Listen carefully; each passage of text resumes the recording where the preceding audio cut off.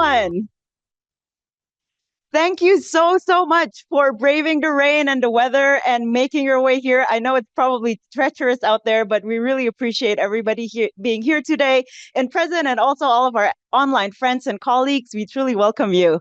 My name is Elwa Bisono, and I'm the director of the Blue Lab here at Georgetown SFS Asia Pacific. And when children, you ask them how old they are, they will tell you a very precise answer. They'll say, I'm 3 years old, 2 months, and 1 week. And I am proud to say that Georgetown University here in Jakarta is officially 1 year old and 15 days today. And we open our campus here because we really want to foster dialogue, especially in the global South, especially talking about difficult things, talking about topics that are rarely covered by mainstream media. And one of them, obviously, is about feminism. Duh. That's why we're here today, which is why we're very excited to kickstart the series in 2026 that's about regenerating feminist movements here in Indonesia. And to kick off the series, we're going to start with this roundtable discussion on reimagining feminist legacies from Reformasi era, that's 1998, until present day. And so we really invite all types of perspectives, all dialogues, any type of opinions, inputs, because that's why we're here. We want to be a platform for different ideas, different thoughts, different perspectives, and really encourage that discourse. And so we're very honored that everybody online and in person can join us here today. And to guide us through this journey from Reformasi until today, we have our very awesome moderator, our very own Georgetown University Research Fellow, Mbak Tia. Yay!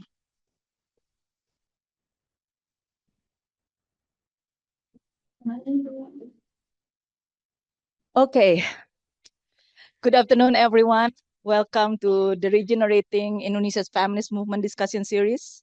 I'm very happy to be here. I think this is my first time to moderate a discussion series in English. So please, if I made some mistakes, forgive me. But I'm very happy to see everyone here, and then also not only in person, but also online.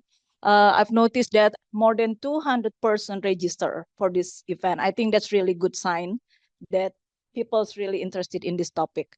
And then it's like, but a few notes before I start, I want to explain how today's discussion will run. So first, we will start with the short opening reflection from our speakers, and then followed by a moderated discussion. And then we will open the floor for Q&A from on-site and online participants. So let me sit because I will explain why we have this discussion. So before we begin, I'd like to briefly share why this discussion series matter to us and why we start with the theme of feminist legacies.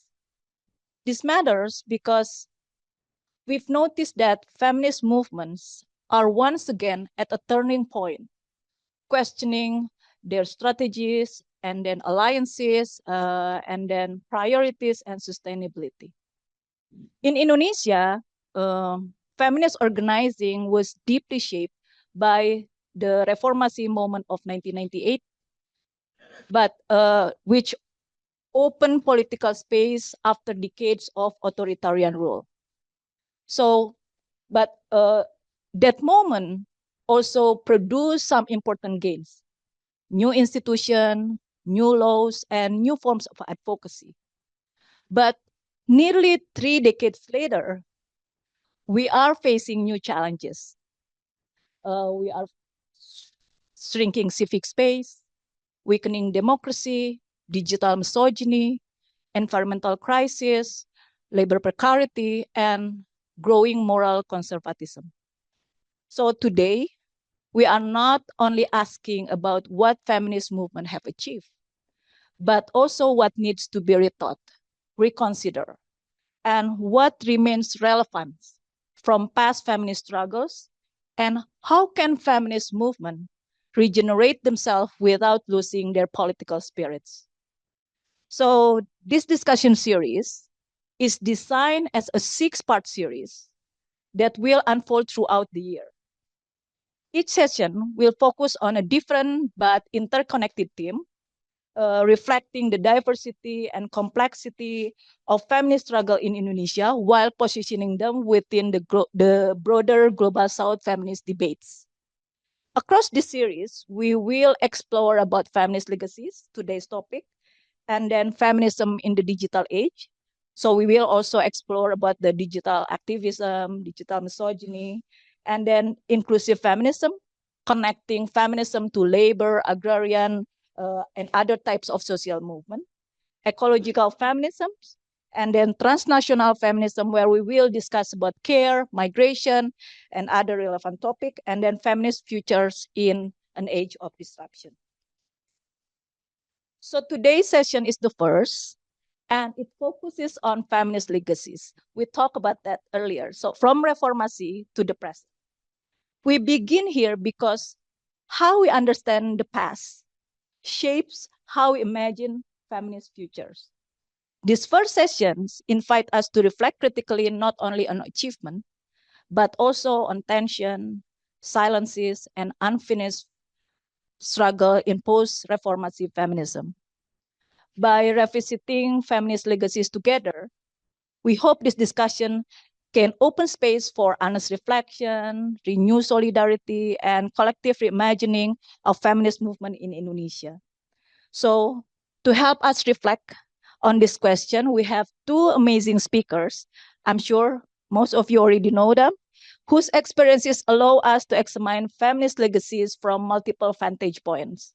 And to think critically about feminist movement across time, institution, and political context.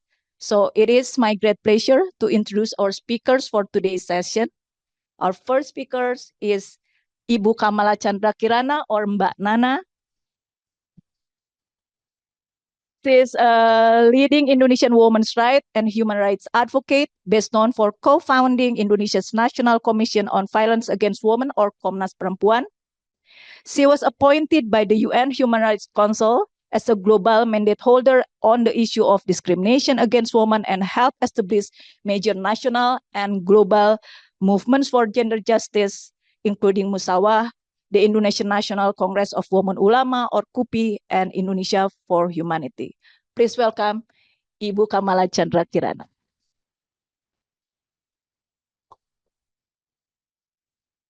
Yeah, here. And then our second speaker is Dr. Hilmar Farid. He is a historian and a longtime public intellectual whose work bridges scholarship, activism, and cultural politics in Indonesia. He has been deeply involved in social movements since the late New Order period and has written widely on labor, popular politics, and historical memory. He previously served as Director General at Culture at Indonesia's Ministry of Education and Culture, where he worked to broaden public engagement with history and the arts. He is currently a senior fellow at Georgetown University Asia Pacific. Please welcome Dr. Hilmar Farid. Okay, let's start. So I hope everyone can I just want to make sure that for those who are joining online, to keep the microphones muted. Thank you. So let's start. I would like to start with to open the discussion, I'd like to invite each speaker to share brief opening reflection drawing from your experience and highlight key issues and possibility you think we should keep in mind. You have around 15 to 20 minutes each. Let's start with Mbak Nana. Thank you, Tia.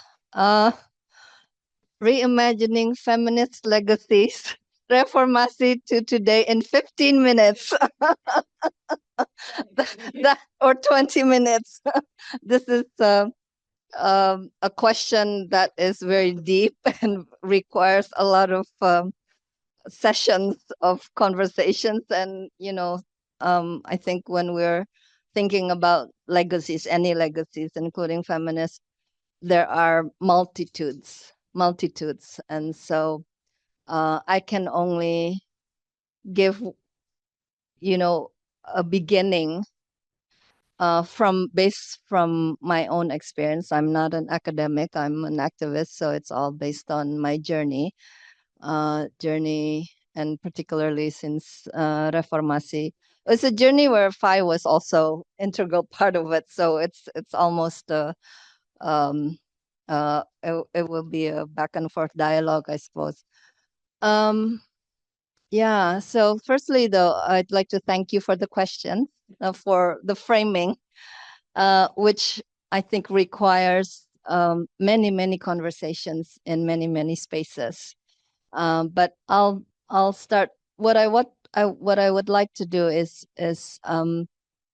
to just have a quick. I mean, what to do in 15 to 20 minutes. Just give a quick frame of the way I'm thinking about it, and possibly an invitation for us, for all of us, to have future conversations on. Now I think I have this thing.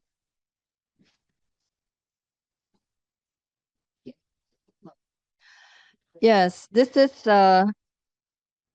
I'm going to start here. So basically, I'm going to share with you the act of reflecting and on feminist legacies and futures. And I want to show this particular picture as the beginning, which is artwork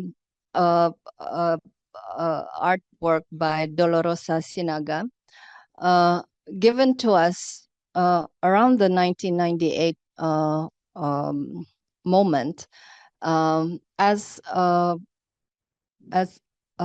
what a statement of commitment to the struggle, which will be long and diverse. And these women and their faces, there's pregnant women, and I didn't put in the photo, but if you see the full one, with very big grounded feet among them. So I thought I'd start with this as part of memories. Yes. So this is what I'd like to do here. Is how do we think about feminist legacies? Which feminist legacy? And so I thought, of course, it's all connected to my own personal journey in the struggle. But I thought I'd identify certain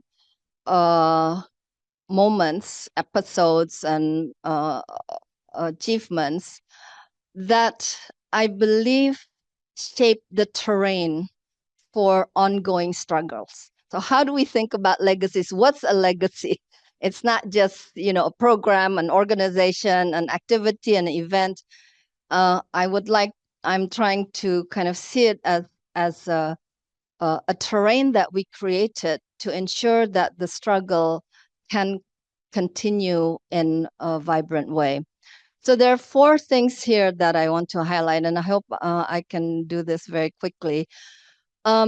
First is about a legacy on establishing women's human rights, not just as an idea, but as a mechanism, a formal official mechanism within the Indonesian nation state system. And that is the establishment of the National Commission on Violence Against Women, or Komnas Perempuan, in 1998. Which itself was a product of a protest meeting with the new president, Habibie, at that time when he was just beginning his term. It is a legacy that I believe we need to kind of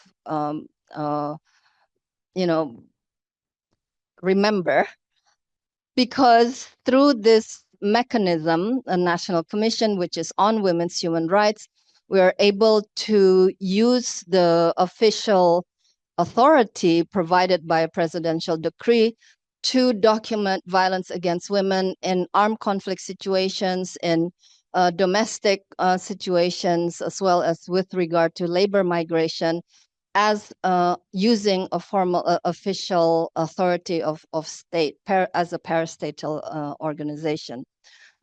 We were able, through this, also through our connections internationally, we were able to be part of the first formulation of the concept of women human rights defenders, which was in 2005 in Sri Lanka. So we were there, and the thing that we brought to that international consultation on women human rights defenders was the story of the survivors of women survivors of 1965, and presenting them internationally as defenders of human rights rather than as victims not just as victims of atrocities. So that's one. The other one is on the criminalization of domestic violence and sexual violence. This is both through law. That was also a legacy and an achievement that allows clarity of the violence against women, these gender-based violence, as a crime. And then another is on the network that we were part of in advocating for recognition of domestic workers and domestic work as work, which was a transnational and intersectional movement. I'll tell you more about that later. And then the fourth one is about creating autonomous feminist space. What I would like to show through this picture is that we need to see that as intersecting, interconnecting, and creating an opportunity and an infrastructure by which future struggles can be carried out. Each of these, however, there's a price paid for each of them. In Komnas Perempuan, for example, by being on the basis of the idea of human rights, state responsibility, it means we are using state budget, so while the state never really directly restricted our actions, it has been in effect restricted through the state budget, not only through the system of the state budget, but also to the very small scale of that budget. So the institution was state but marginalized systematically, always questioned. Every time there's always, it should be merged with either Komnas HAM or with the Ministry of Women's Empowerment. So always the entity is always questioned. So it is an institution that has special authority, recognized internationally as very unique and to some degree effective, but in a constant state of fragility, which creates very tense, high pressured working environment for those feminists who are in there. It is a feminist institution. It's been led by feminists. The criminalization of domestic violence and sexual violence was very important as a milestone, but it also means that justice, that we are trying to bring justice through a criminal justice system that is basically patriarchal. And so it has been, I think it's a big question of, even though we have established that domestic violence and sexual violence are crimes, how many of the survivors, women victims of these violence, actually receive justice? On the domestic workers, it was very interesting, and because it came out of a movement in Indonesia on migrant workers, women migrant workers, which most of whom are domestic workers.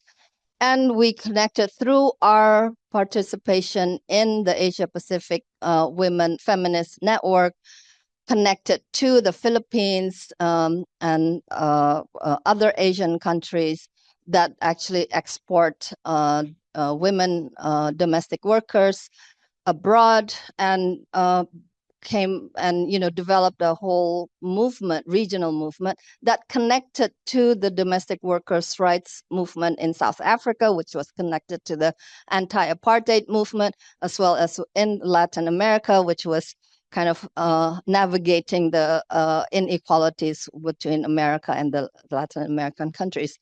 So it was a very interesting infrastructure of transnational and intersectional movement that was built, that eventually led to the convention, the ILO Convention on Protection of Domestic Workers, but also was connected eventually to the building of the movement on the rights of domestic workers in Indonesia.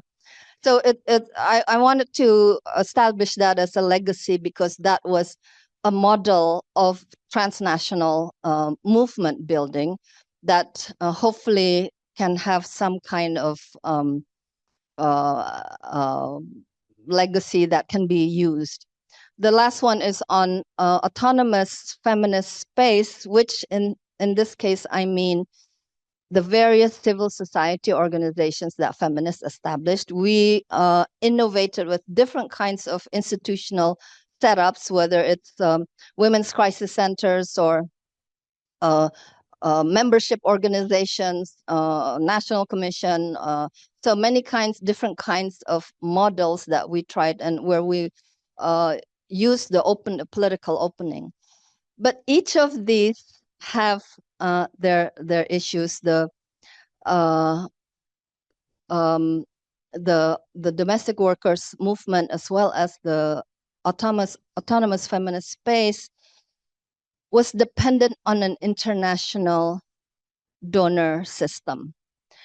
And the consequence of that today, as unintended consequence, is that there's high dependence of feminist organizations to international donors, where there was really no, and this is also a result of Beijing 1995, where there's an global consensus on gender equality and ending violence against women.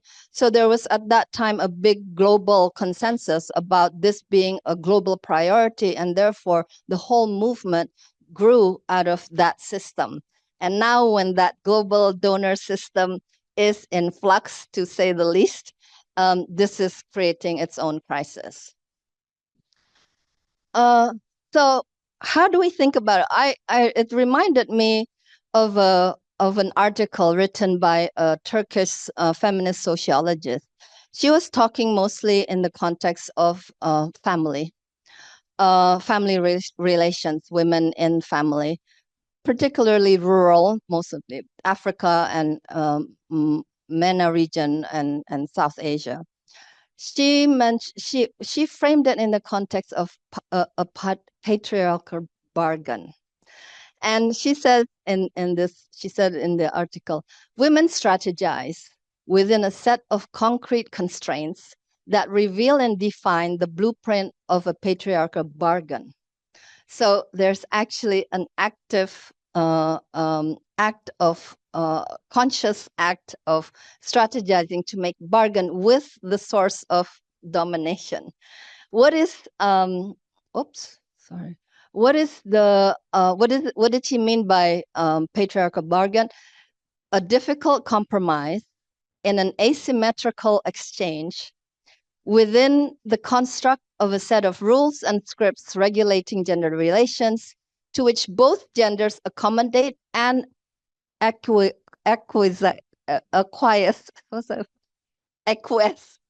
yet which may nonetheless be redefined, renegotiated. So I thought this was a very interesting way of thinking, that we as a movement made this bargain with the state, which is a patriarchal construct. The state is a patriarchal construct. And so the Women's Commission, Komnas Perempuan, was a bargain, a patriarchal bargain. We entered into the state institution, and we knew when we took that position, we went into the institution, we knew that this had a risk, but that it was a risk worth taking, because we would be able to use the authority of the state to do our agenda. Of course, it also meant that we had to lose and live or exist in fragility, constant fragility. The criminalization of sexual violence and domestic violence was very important as a milestone in the legal system, but it meant we were dependent on the Indonesian criminal justice system that was very patriarchal, corrupt, and ineffective actually in delivering justice in many cases, not just on gender-based violence. So that is the price we had to pay. So in doing this bargain, we are paying a price. And I think we need to better understand what the bargain we made was, what price we paid for it, what we lost, what we gained, and including on the autonomous women's spaces about dependence, over-dependence on the international donor system. So this is the framework. So I'm introducing what time do I? Framework for reflecting on feminist legacies. These are the questions that I was asking myself as I was rereading Denise Condiotti's article. What kinds of patriarchal bargains have entities within the feminist movement made with the state and the global intergovernmental institutional infrastructure? Because it is an intergovernmental institute, so the international system is state-centric. And how did things change over time? What was gained and at what price? How well were the gains managed? What was lost or given up? Who lost out? And what were the unintended consequences? These, I believe, are questions that we need to be discussing as we reflect on our journey thus far, and as we kind of look forward to see what we want to carry on forward for the future. Candiotti continues on the patriarchal bargain, her framework of that. She says, patriarchal bargains are not timeless or immutable. They are susceptible to historical transformations that open up new areas of struggle and renegotiation of relations between the genders. They can have a normal phase and they can have a crisis phase. And what's meant by the crisis phase is a point of breakdown in which the order reveals its systemic contradictions. I believe we now are at a point of breakdown. And what is the breakdown? It is the breakdown of the democratic construct in which we made that patriarchal bargain. This is now changed fundamentally and heading into a worse situation rather than static. So but it is not just in Indonesia that the system breakdown is happening. It is also global. The whole system, for example, as I mentioned, the agenda of gender equality and ending violence against women in Indonesia, we were able to do all of this because we were supported internationally on the basis of a global consensus that this was priority. And so you had bilateral aid, multilateral aid, as well as philanthropy supporting this. And now this whole system is collapsing. And priorities that we had agreed upon globally, including by states, is now no longer upheld. And so we are in a situation where the whole system nationally and globally is collapsing. What do we need to therefore not accept the old patriarchal bargains that we made as standing. We need to revisit them and re-strategize and figure out with whom are we going to be negotiating and how and to what degree. I'd like this towards the end. And given this kind of systemic collapse, I want to kind of end by saying the importance of this autonomous feminist space, which is part of our legacy. And I just want to show two other legacies that I think we need to ensure that we protect and take care of. Because in this time of systemic collapse and what some people are calling radical uncertainty, nothing is sure. We don't know what's going to happen. Every day there's a new shock.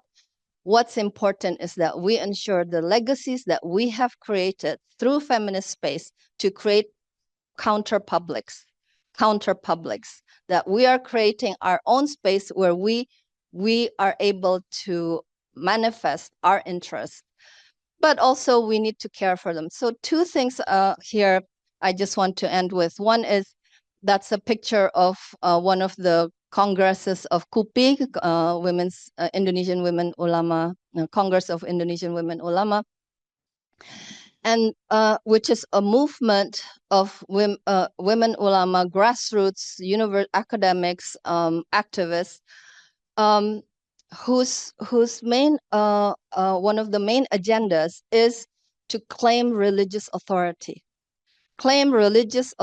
of women ulama, and the patriarchal bargain it is making is with religious authority. So it's no longer just the state, it is with religious authority. The other is, this is a recording by a choir called Dialita, a group of that's comprised of survivors of 1965. And what's interesting here is that this effort, there was a trajectory from during the first decade of Reformasi, where the effort was to address the past gross human rights violations in 1965 through legal means and through formal institutions like a Truth Commission. All of that failed. And what is still alive now is in the public sphere, through song, through film, through music, prose, books, and so another thing. This reminds me of another Turkish feminist sociologist, Yakin Ertuğ, who talked about cultural negotiation as a tool or a process of negotiation and renegotiation that we as feminists need to do. So I will end here with also the message from Dialita, which I would like to share.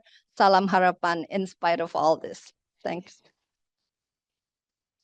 Okay, let's just move to Bang Hilmar to give. Yes. Okay.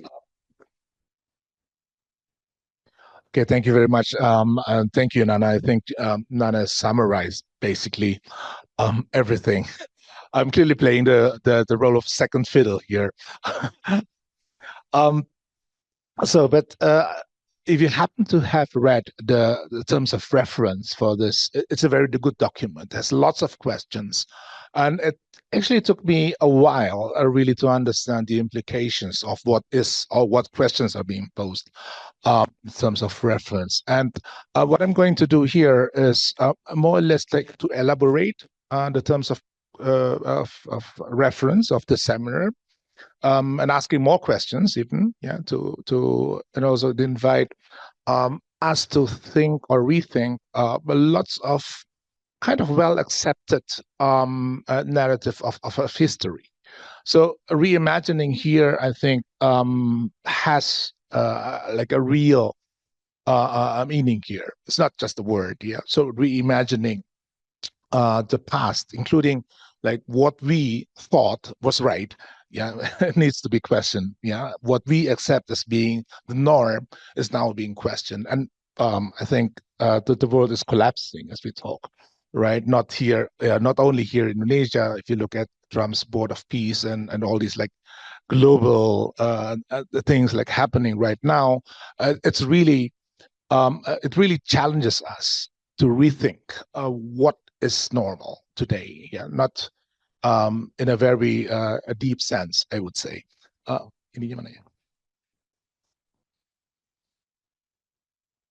So there are three things that I like to do in this opening. First, to rethink our legacies, and Nana, I think, has done an excellent job. So I only will add a number of things to that. And the second thing is to put intersectionality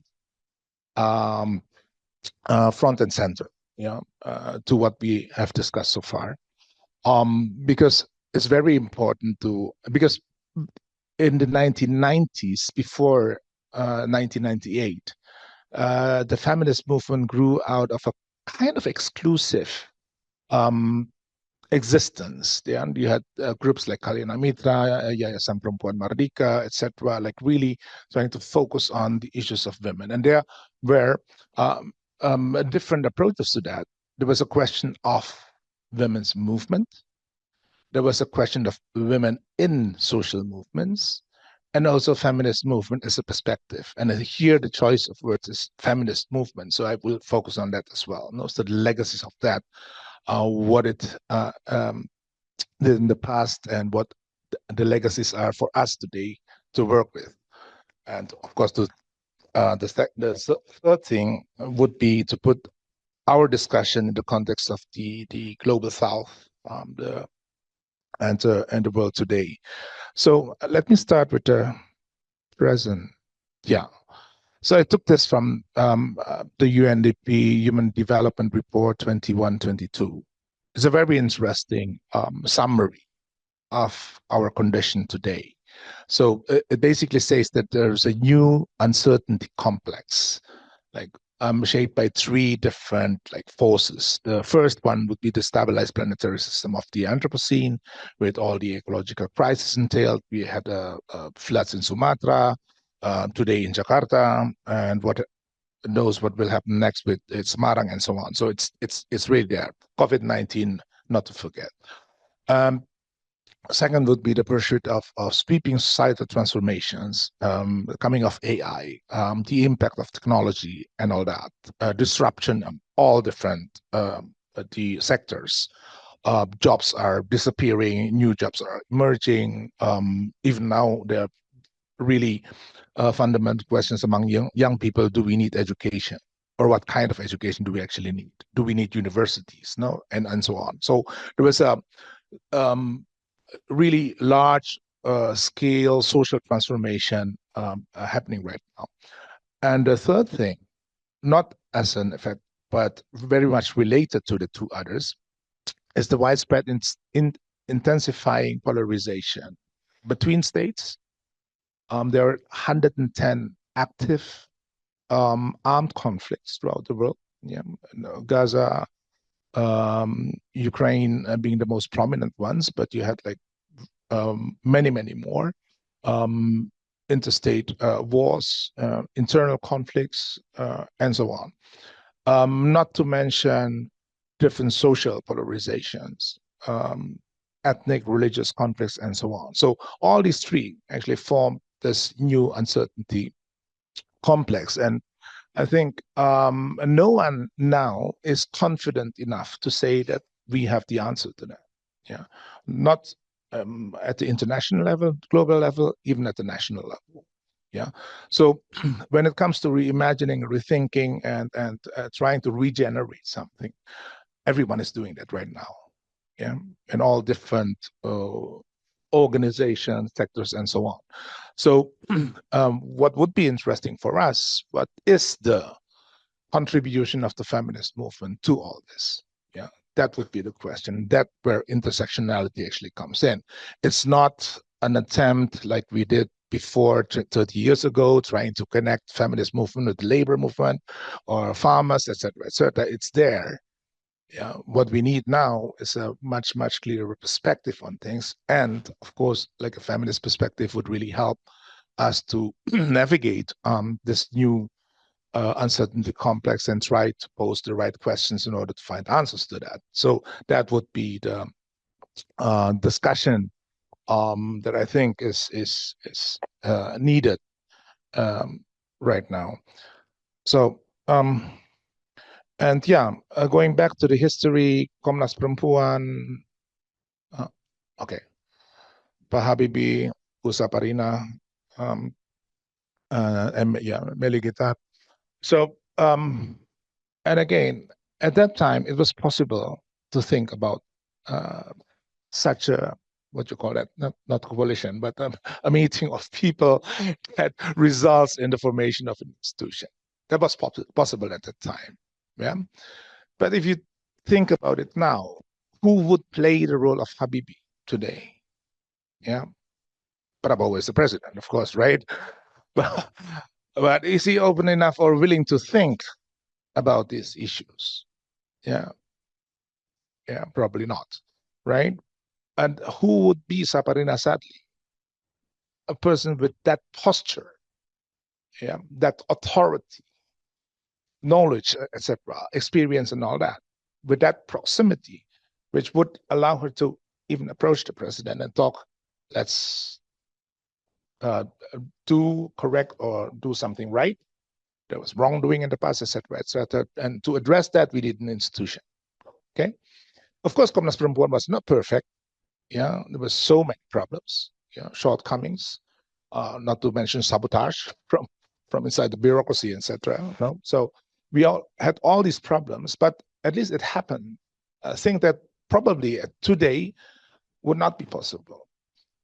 The question is not that we are simply lamenting that, yeah, this doesn't happen today, but what would be the alternative, yeah, to this kind of arrangement, which probably has not the same effectiveness in addressing problems, but at least provide the space, yeah, to articulate problems, issues, to think, because Komnas Perempuan's, I think, major role was that. Yeah, it was not, I think, the objective was to address like the May riots, etc. I mean, you see what happened recently with the, yeah, with the minister, the debate around whether it happened or not, etc. No, so it's like a setback, right? So in that sense, probably Komnas Perempuan, the original aim of the institution was not fulfilled.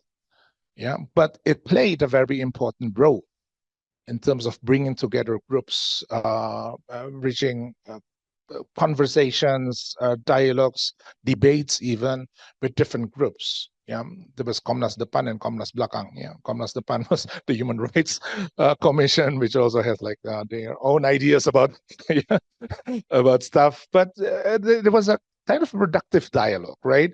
Labor movement,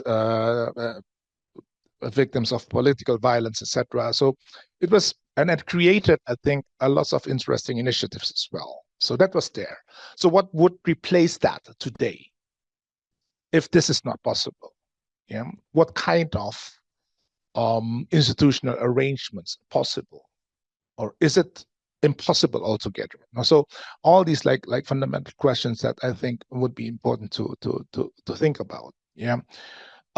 Because when we say that the world is collapsing, that we meet dead ends, it means that you need to think creatively to find new ways of doing things. Yeah, probably not. I'm almost quite sure that it's not possible to create another institution that would help us to regenerate a feminist movement. But yeah, try to think of. Let's begin to think about like different forms of coalition, etc., which is also in the terms of reference in the of this seminar. So yeah, intersectionality. Yeah, Ulama Perempuan Indonesia, very interesting initiative. I would say because like if you remember in the 1990s, the idea of women organizing politically and articulating political ideas was alien. Yeah, because of the decades of the New Order, beginning with the events of 1965, the demonization of actively women who are politically active, yeah, were demonized during that period. So then PKK and all these like Dharma, Wanita and all these like women organizations under New Order. But then when in the mid 1990s, there was this the emergence of these like feminist groups, it changed the landscape quite significantly. And the counter to that did not only come from the state, but also from religious groups. Yeah, because then considered like Western, alien to Indonesian culture, nggak pantas, and so on and so on, right? So, but now we can see that the feminist movement has created a dialogue and resulted in a very interesting new initiatives that was like probably unthinkable, right? 30 years ago, ulama perempuan talking about like ulama perempuan itself. Like, why would you think of perempuan being an ulama, an outspoken ulama at that, right? Masyarakat adat, same thing. You know, when there was Aman was created back in 1999, I was at the conference.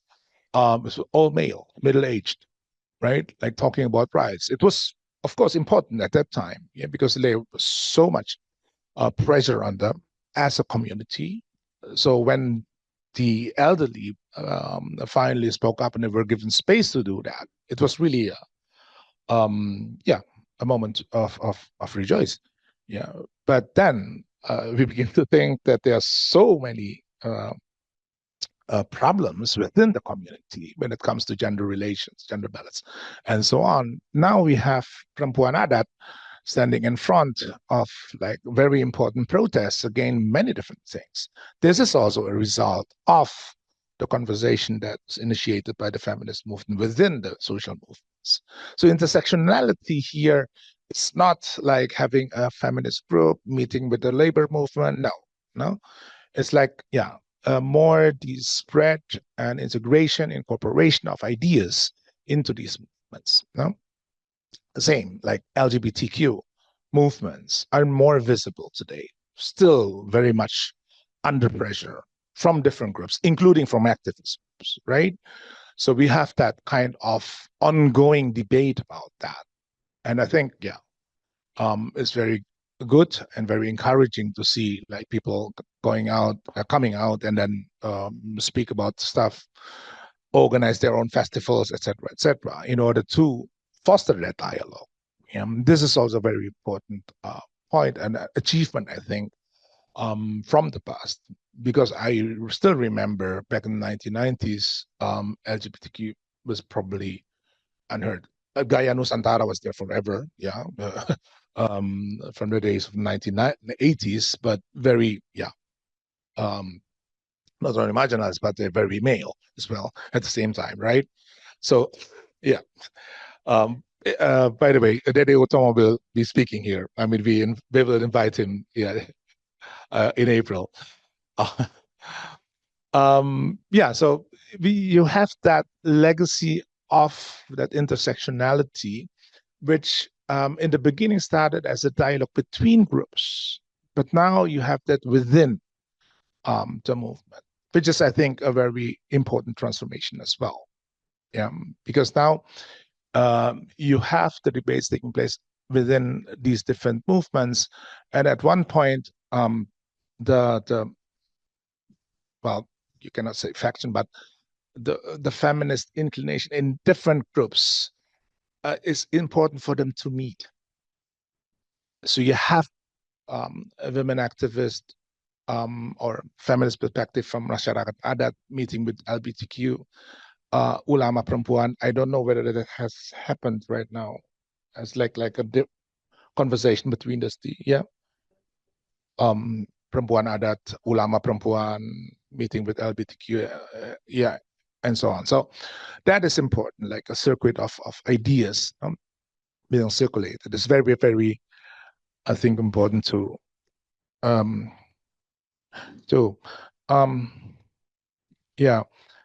and another important aspect is like coalitions. Like, how do you build coalitions between these different groups without falling into factionalism and infighting? So how do you create a productive conversation about ideas, movements, struggles, strategies, and so on? Yeah, that's, I think, that is also very, very important. And yeah, because I think it's important from our history to look at coalition not as optics. Oh, it's good to have feminist voice in the labor movement and so on, but really to think um, about it as a survival technology, because you are facing a complex of uncertainty. We don't know what will happen. It's very important to have all these like perspectives like coming together instead of confidently trying to do doing it the old way. Yeah, meeting between different groups and trying to answer, because things are changing very rapidly. Yeah, and there's no way for us, yeah, to survive, yeah, if we kind of like retain the old style of doing things. Okay, last point I'd like to make is about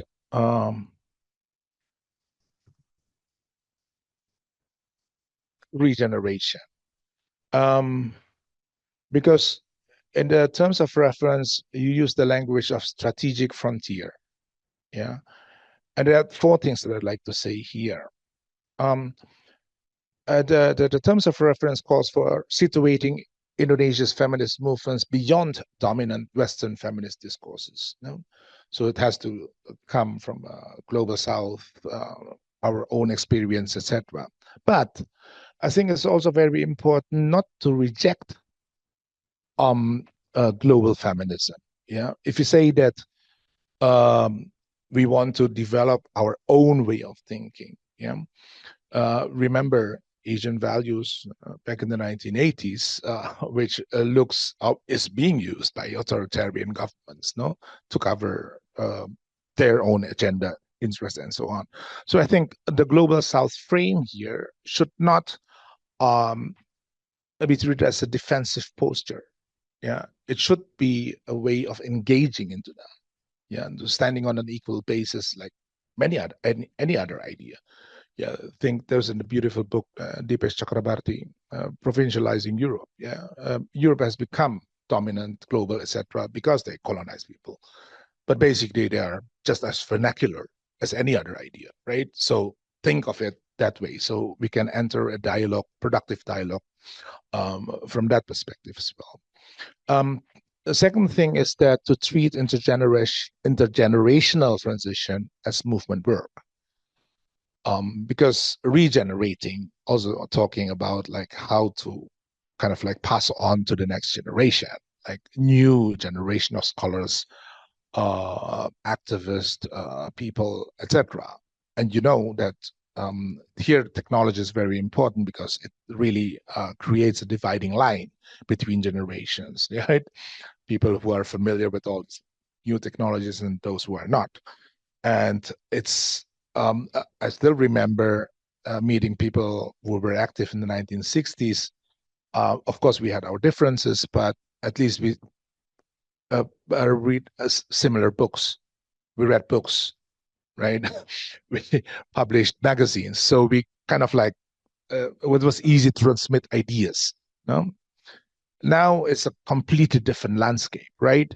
And intergenerational here should be treated not simply as passing on something to a younger generation that we normally used to say, but really to think critically about the different landscapes that now exist. Yeah. Sometimes I'm sure for those of you who are involved in different campaigns, you talk about this all the time, right? Is TikTok more engaging than Instagram and all that? Yeah, to only talk about these different platforms. Yeah, the role of AI and so on. The last thing is, I think, to related to that, to the use of creative media, and also to think about the funding strategies. And as now just explained that this is also like changing and it will not come back. It's not like a temporary thing. It's permanent, probably. No. So, what will replace that source of resources? Yeah. And how to manage that? Should we engage in, I don't know, economic activities? How to generate revenue income for these movements? Koperasi Merah Putih. Yeah, is that a good idea or not? But yeah, these are real challenges, right? It's not like something that you can just like, let's think about something else. No, it's there. People might use it for purposes that probably do not align with ours. But yeah, that's the landscape. So I probably posed more questions than answers. But yeah, I hope this will generate our discussion as well. Thank you. Okay. Yeah.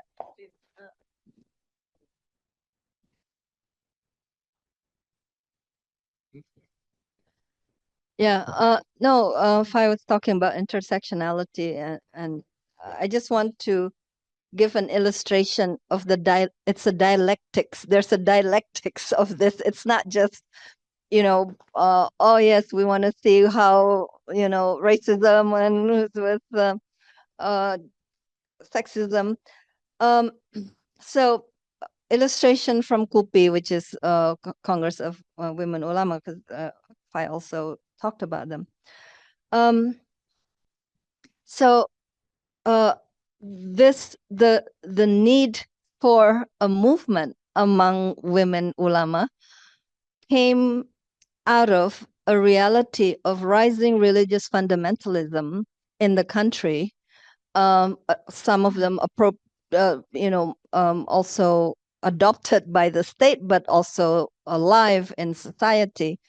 And that the secular feminist movement had no tools by which to address that within the framework of religion, because it can be, the secular feminist movement were able to speak on that in terms of human rights, but they don't care about human rights. They say human rights is not Islamic, and so then there's no open debate, there's no dialogue, there's no way that we had the space for a genuine dialogue, negotiation. And so and KUPI, the first Congress, came out in 2017 during the time of local elections, and particularly Ahok's local election, where women ulama were feeling very, very troubled by the way Islam was being used, the symbols of Islam, and how Islam was used to criminalize and to demonize and discriminate. And so that situation and the fact that the secular feminist movement did not have the means made it necessary for, and of course by the women ulama themselves, they felt called upon to speak publicly and to take the form of a movement and a congress, which brought, and what was the product of the congress as the public voice of the women ulama, are fatwa. And one of the first three fatwas, one of them was about ecological degradation due to social injustice. And that decision to make the fatwa on that, aside from one on sexual violence and child marriage, was the way the women ulama showing their solidarity with the women of Kendeng, who were at that time also in a movement and a struggle against mining encroachment into their community.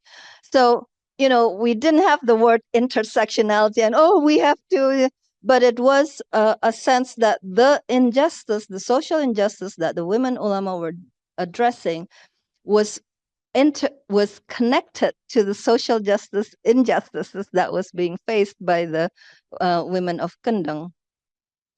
And then, but also what I would like to say about KUPI is also interesting, is that, you know, when violent extremism, the extremism of religious fundamental that had a violent face, was going around, was happening around the country, the state and all of us, many of us, defined it in terms of terrorism. And when it is singularly defined as terrorism, the address is through military force. And that was the entry point, the door in which the military regained its power and now is, gaining more power than ever. And so KUPI was very interesting because it is a response of the feminists that is responding to violent extremism, not by adopting this militaristic point of view, but by engaging with religious authority and presenting its autonomous view on what Islam is about through and building a movement to that. So in that sense, this is also, these are the dialectics. It's a response to it, and KUPI, I think, is demonstrates how a feminist response to a problem is the opposite of the way of a patriarchal, militaristic way of addressing it. Okay, thank you. Let's give a round of applause first. Okay, well, 50% of the speakers leaving. Okay, again. But for me, it's like very interesting because both of you offering actually is more like a framework to reflect, right? And then, but I cannot help but saying that the conclusion is like we're facing a grim situation where actually some of the things that you mentioned is actually remind us about what happened in the past, but then also the landscape is very different, etc. But and then it's like still in my mind, so it's like we talk about what no longer works from the past, but we also more what actually we can do from within this new social political context. You mentioned about autonomy, right? It's like feminist autonomy, but how is it actually work within the very repressive, even your protest can be criminalized now easily, right? So it's like how you create this autonomy within the very, it's like quite repressive state. And then second, you mentioned, Bang Fai, about intergenerational. So it's like, yeah, I agree with you that it's not about passing the torch from the, for example, let's take the feminist reformasi generation to the younger feminist leaders who perceive challenges in different ways.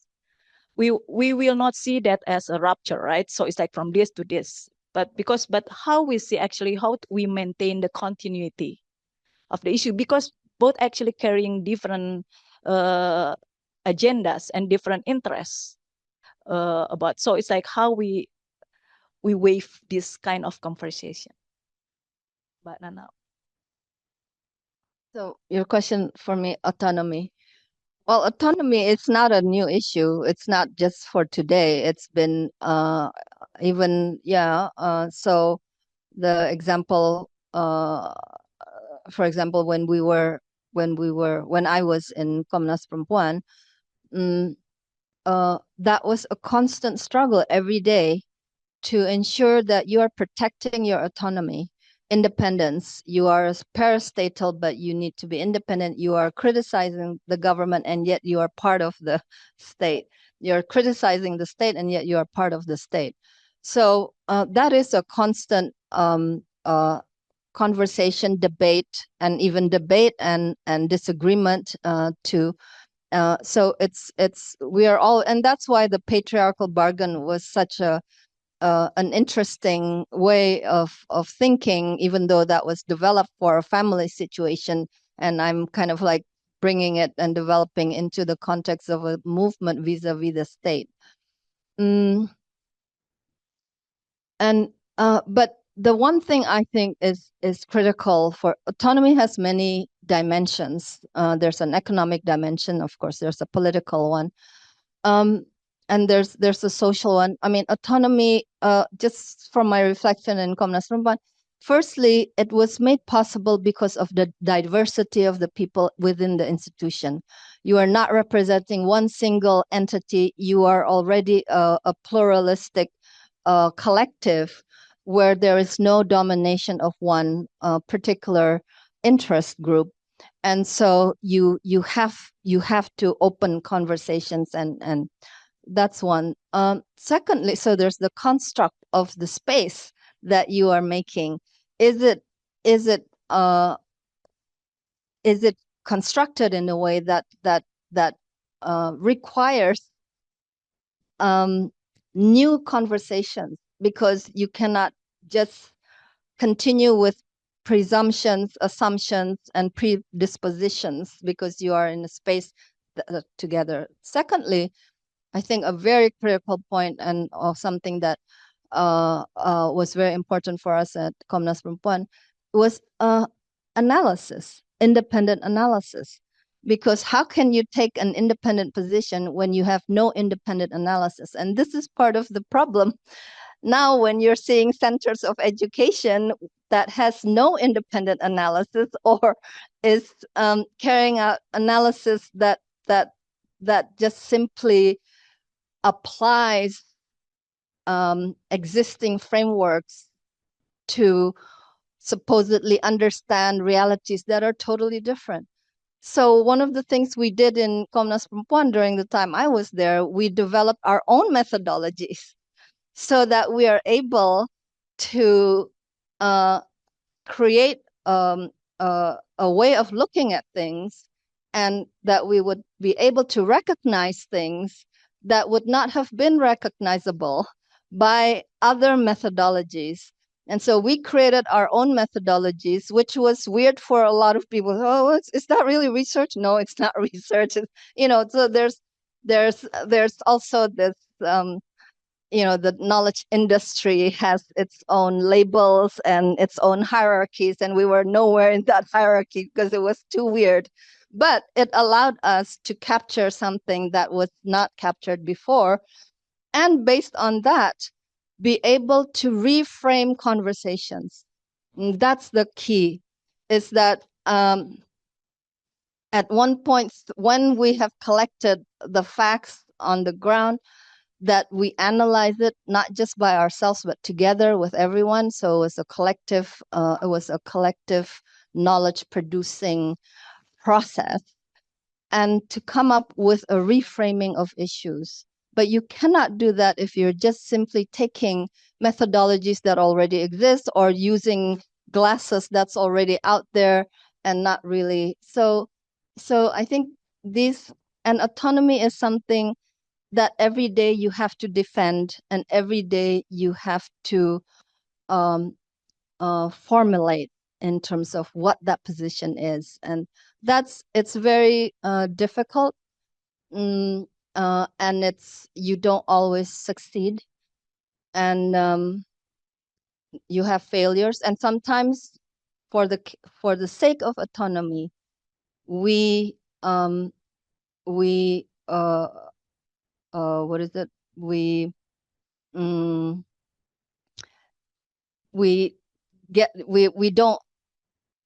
say no to opportunities. For the sake of autonomy, we will and have said no, and we have consciously decided that we will take the consequences, which is negative consequences for us, including on the finances and whatever. So, autonomy has a price. Thank you very much. So, Bang Hilmar.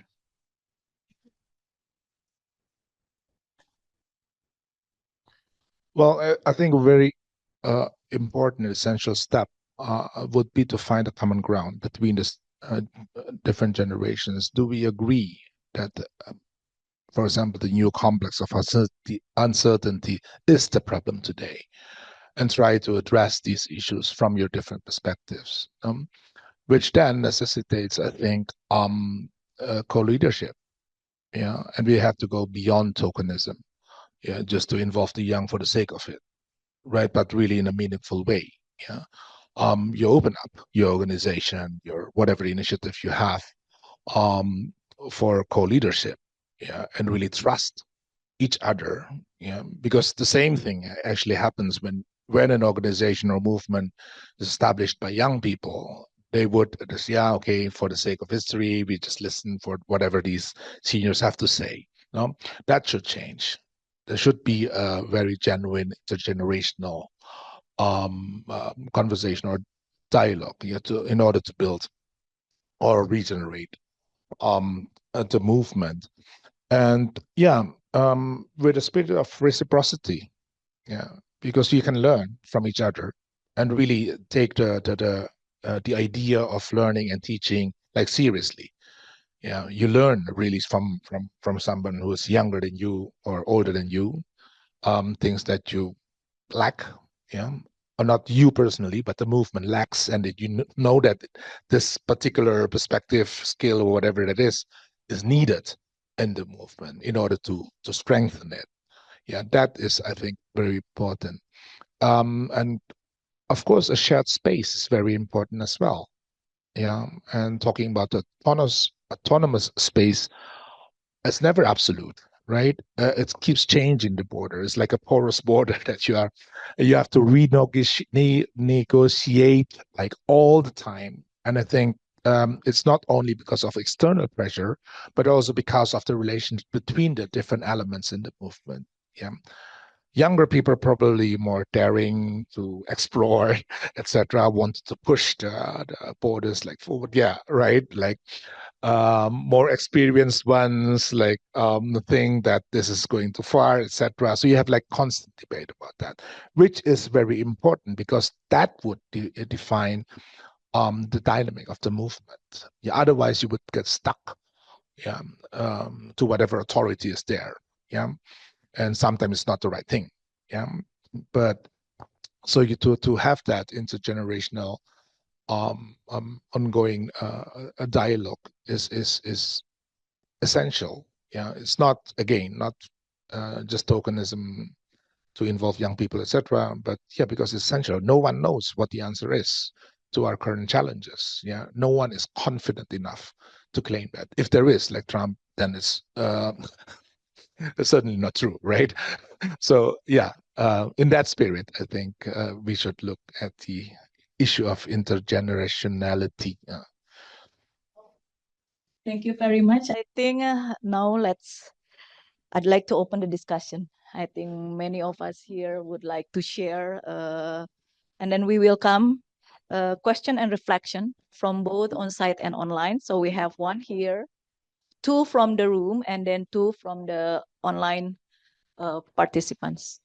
Please, one, and then, yeah, two. Okay, we have two here. Okay. And then, so this is the first.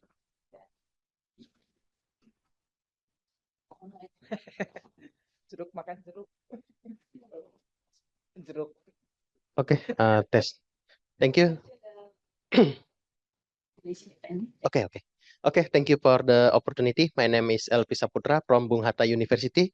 I have two questions to panelists. Yang the first one about what role the digital technologies and social media play in the shaping feminist activism and discourse in Indonesia since the Reformasi era, and how have this platform influenced and the reimagining of feminist legacy and agendas. And the second one, I'm sorry if my English bad because I'm not fluent speak English. Sorry.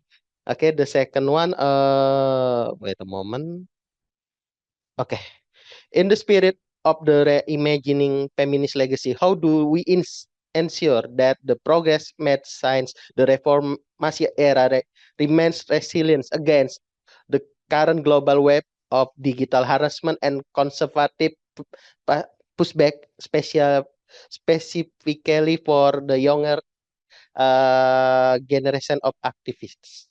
Okay, I'm sorry. Second and then third, because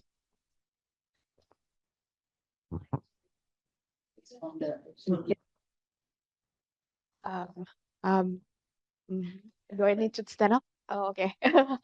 My name is Cecilia, and I don't have any affiliation organization. Um, yeah, I have like one questions and one, um, maybe like some kind of insight that I see. But the first questions is, um, as a collective effort, I kind of understand that, um, we take like a strong argument to not like negotiate with the patriarchy and stuff, but at the same time, individually, I think we're all already in the patriarchal system, no matter how much we don't want to confront that, right? Especially if we want to climb the ladder in corporate or like any kind of industry. So what I seen is that, at the end of the day, I think we kind of need to play in the system as well, um like individually, and to, I don't know, like to get some kind of power. And at the end of the day, after we get the power, then we kind of have the power to make changes at the end of the day. So is there any kind of, I don't know, alternative way rather than playing in the game or like playing the system? Um, I think that's like my first questions. And also, I think at the end of the sessions, Bang Hilmar also asking about like, is there any kind of like solutions when it comes to getting funds, right? Is like resources for no, what I seen, there's like a study case in Canada and America as well. There's a company named Sponsorship Collective, and they're actually helping nonprofit getting sponsorship. So that's what I want to add. And what I seen is there's kind of like feminist nonprofit. They're kind of supporting sexual abuse women, things like that, and they're able to get sponsorship um with like company. And the thing is, what they're selling is not like the idealism of the nonprofit itself, like talking about like how supporting the victims, the survivor as well, but there are selling the company the access to the audience. That's why they could get like the sponsorship. So that's also what I want to add as like insights that I seen in Canada, and it's working well because the company didn't really care about like the sexual abuse victim and things like that, but they actually care more about the access to audience. So I think that's also the things that I want to bring into, because most of the time about nonprofit we care about like our idealism and what is like our value, but to get funds we can't really get idealistic about that. So I think there's also a compromise. Again, it's always around like idealism of what we bring and what we can renegotiate, whether it's like with patriarchy or like with capitalistic um, system. That's it. That is all. My name is Monica Tanuhandaru. I come here as a friends of Nana and Fai. I have appreciate this session. It's just I sit here and then reflect myself as like, was I part of this? But I wanted to what happened from Reformasi to present. I wanted to suggest or question. We should document all this, all of our efforts since Reformasi. Yeah, it's and I think with the digital world now, you can document all that. And I think there are a lot of stories of women's struggle throughout the country that needs to be documented. And it's not, it's big, small, but it is a struggle. And with the younger generation now, I think Scott met a girl in New York, at NYU student, who's inspired by your talk, who wants to make a publishing house about Indonesian women movement, but she doesn't have the funds, of course. But she said, I want to have a publishing house to record all this. And I think if with the digital world, you can do that.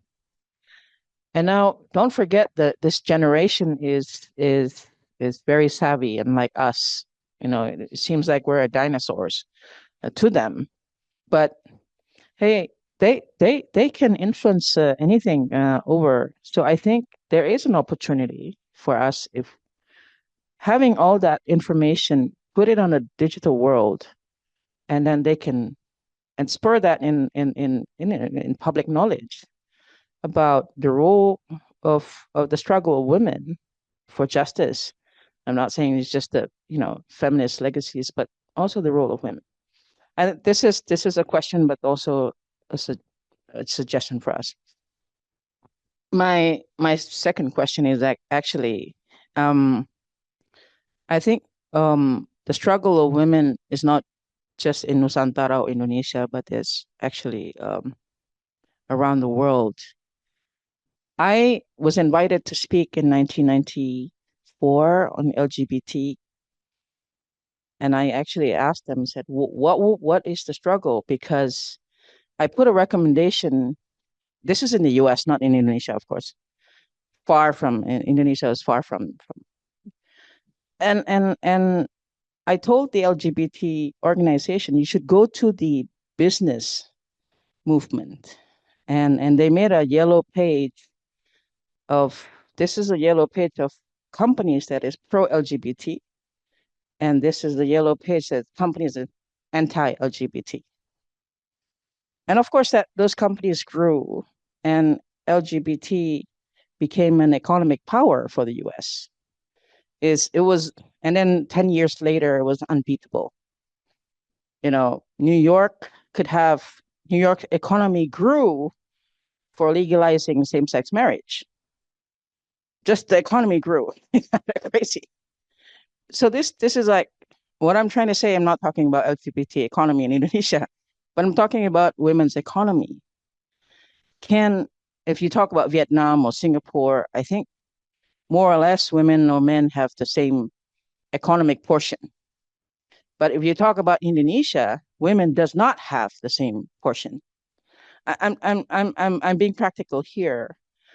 Could that be a strategy? And if we talk about, we tried political with Nana with 30%. It turned out to be singers and film stars in the parliament and political parties or stand-up comedian. But, maybe we could find a new strategy. Thank you. We have actually online, but I think that.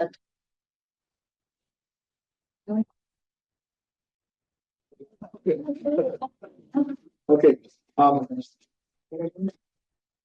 First question about the role of social media. I think there are lots of social media practitioners here. Are probably much better to answer that question. But I think there's an interesting question about being in the patriarchal system, and then you have to find your way within that system, no? And what would be the alternative? Very easy, change the system. But it's of course, and I really like this slogan from the student movement in 1968: "Be realistic, demand the impossible." Yeah. So that should be the spirit, right? The way to think about the world is to change it, right? And then you will face all the real problems. And there's the question of funding the movement. I had a big hope on the so-called new money.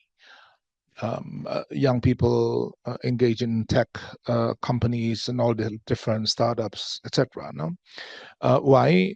Because I think they are inclined towards these new values about life, about social relations, political system, even very open to different kinds of ideas. No, And of course, it's like Monica said, it's very important to engage them in a dialogue. Problem is, up to, at least in my own experience, it has proven to be not that easy, to build that kind of conversation which would result in something really meaningful. And I think one of the challenges is that this new generation of entrepreneurs, business people, etc., although they are involved in new forms of economic activities, the inclination to look for profit, etc., is even worse than the previous generation, their parents or grandparents. For example, if you look at the, what you call that, like the, apa sih namanya itu? Philanthropy, that sector now, it's still the same old players, the humans, not to mention like tech groups, etc., seem not to be interested. Because what? Because they think their business is already ethical. Why would I spend or allocate or some money in addition to what I'm already doing? But as you know, all these like big tech companies, they have their own problems now. They are confronting a crisis, right? So we are still in the middle of this process, and there's no easy answer to how to finance the movements, but there are examples of ethical businesses, social enterprise, etc. That's there, right? To engage them in a more intensive dialogue, and I think again, space is needed here, to create that kind of dialogue, which doesn't exist right now, in my opinion. You have, of course, meeting between different entities, but not in a form like a constant dialogue in order to find an answer to. And I think problem is that we don't, at this point, realize that we are confronting the same problem. We are still thinking in our own kind of silos. That we have this issue or that particular issue, we try to address that, overcome that, sometimes not realizing that answering one question based on our perspective would jeopardize the others. So that is also a problem that we have to kind of like address. Monica, of course.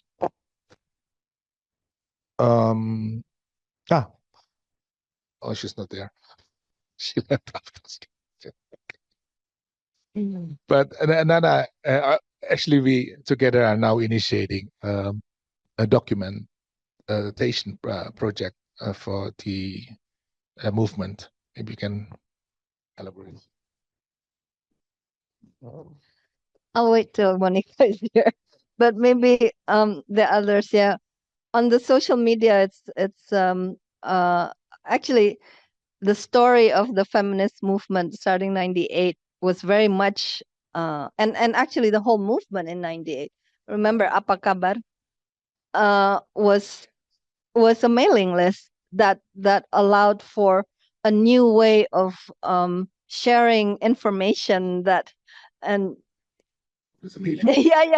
yeah. So that's going to be part of our it was basically single-handed one person bringing together news from different sources, making that accessible to those of us who are on the ground trying to understand what's happening and what to do.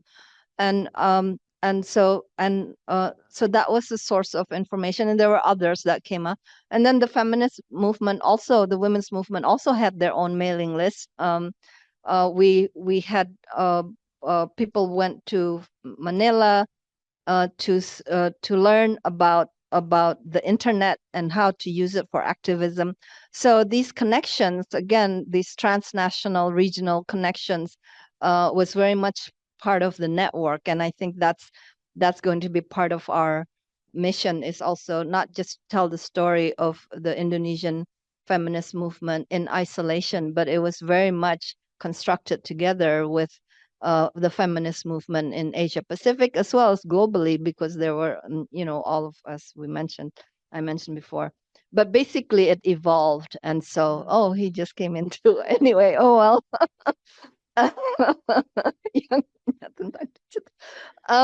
But basically it evolved, and we need to, of course, now it's become also a space for violence.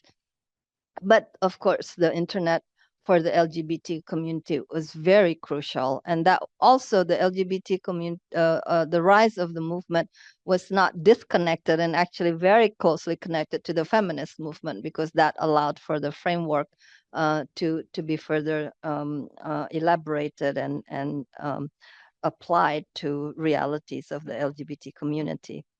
But I wanted to talk a bit about Cecilia. You were mentioning about being in the system, and then somebody's in the system, then you work on it, you have power, and then you give it, and you people. So there's a linearity of thinking that I think we learned from just being on the ground and stumbling at every step. That the process and the struggle, the process of making social change and social transformation is not linear. We would take one step forward, two steps back. And now we know, we read, for example, the anti-feminist movement is getting stronger, not weaker. As the feminist movement grew stronger, the anti-feminist movement also grew stronger. And we saw in South Korea that it was precisely that the victory of the conservative candidate was made possible by the votes of young men who did not who felt that they were threatened by the women, and the women doing better in economy, doing better in the professions, and actually having a whole campaign about no marriage, no sex, no, so again, the dialectics of movement, we move forward and then we move back. Of course, what's happening in the US with suddenly abortion, the right to abortion, which was sacred for many, many decades, suddenly now is under threat.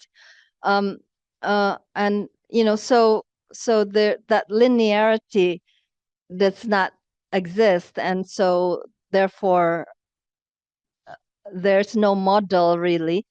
But I would say that given the experience with the global movement is going the in and inside outside. So during big world conferences like the World Conference, whether it's Beijing, Vienna on human rights, Beijing on women's rights, and then reproductive population and development.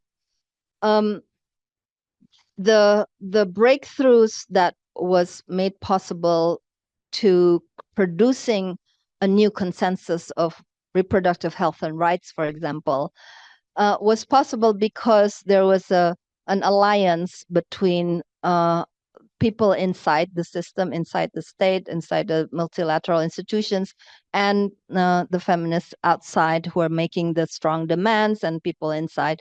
So this kind of inside-outside actually worked quite well, was very productive to be able to come up. And those inside, we call them femocrats. They're feminists within bureaucracies. They work within the system, but if we share an ideology, we share an objective, then we make alliances when it matters. And I think the international donor system also has their femocrats, and that's why many women's rights organizations got quite secure funding for a long time, which now has ended. That era has ended. It's not just maybe we can no. Even if you're still getting some funding, this is when the Titanic is just slowly sinking. It's very slow, but it's sinking. And then at one moment it will just go. And And then the last one on economy. But also funding, I think, connected, because I think at this particular moment, we need to be reimagining the economy, and we cannot leave the issue of the economy to economists. We need to take back the economy and make it into our vision and really create the movement and the steps, the ideas to make an alternative system that we believe is more in line with ensuring human rights for all. We cannot just wait. Oh, maybe somebody gets rich and they create a fund, philanthropist, and they'll fund us. Oh, thank you very much. This system has ended. We have to take back the economy and really think about that. And I think, well, I don't know if Elle is still here, but Elle is also helping one of the initiatives that we're having about with civil society organizations, rethinking about resources. What is resources? We're thinking, right, activists now want to do something. Oh, yes, we write a proposal and wait for a donor. Well, I think now we need to rethink about what does resources actually mean? And is it only financial? Get out of a money-centric idea of resources and really reconstitute and reimagine and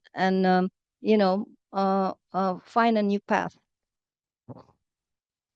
Okay, thank you. Before taking question from the room, let me read 2 questions from online participant. First, from Gisela. She said, as someone that is new to this, feminism in Indonesia still seem to not be adopted or accepted as the mainstream movement. I have seen grievance of women's activists that are still sidelined. Discussion and feminist spaces exist, but can be intimidating for people new to this activism. How do we keep this legacy or to pass down legacy to the new regeneration, especially with ever-growing restriction of free speech? And then second one from Wafa. So I have a question. If you have time, please consider my question. How do feminists in Indonesia negotiate the influence of Western feminism? I think it's related to Bang Fai. How do feminists in Indonesia negotiate the influence of Western feminism frameworks while remaining grounded in local cultural, religious, and social realities? So now we're taking, keep that 2, and then we're taking one more first from the room. Okay. Thank you.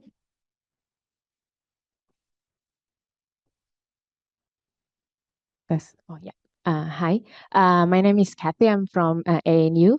So what I wanna, maybe it's comment and also a question. So in this forum, it seems that we discuss a very grim outlook of feminist futures and legacies. But what we've seen over the past decade is actually, I think it's on the other way. That we've seen some achievements as well. And it's beyond sexual violence bill. We also have prohibition of FGMC. And on the other side, we also see the family resilience bill, which is being promoted by the conservative, being failed or rejected by the parliament. So it brings me to this discussion and also like a comment from a scholar that actually what we've seen in Indonesia, at least over the past decade, is a trade-off between women's movement and also the civil society movement. So while the democratic environment is shrinking in shrinking civic space, but we also see some achievement. So that means maybe because women's movement is considered not important or not not strategic in the eyes of the government. That is why more space are being given for feminists. So what I wanna ask is this kind of things that we maybe should consider when we try to distance ourselves with the civil society groups more broadly, so we can also have more space by the women's movement in a very own to negotiate with the government. So maybe intersectionality will be useful on one thing, but not really always useful in every agenda that we want to pursue. So maybe that kind of question that I want to propose. Thank you.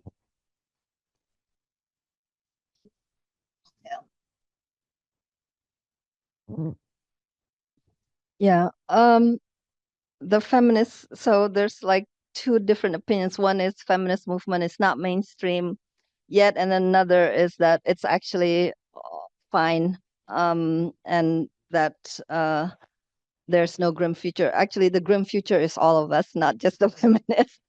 This is a grim future for the world, for humanity. So we are operating in a moment of collapse, because what's collapsed is this whole system created after the Second World War. Everything that we knew, we have known and relied on to actually make plans, no longer exists. So we are in a bigger challenge than just what is the feminist movement's situation vis-a-vis civil society or the state. But in relation to the state,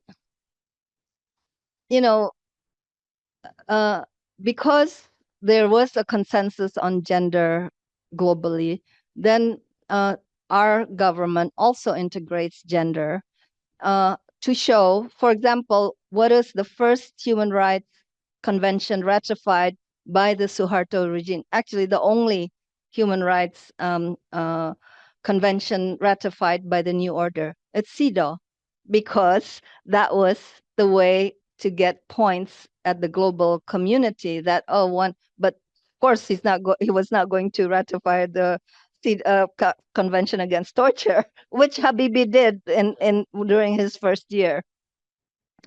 But so the state also adopts gender, and so the question now, and gender mainstreaming, all that.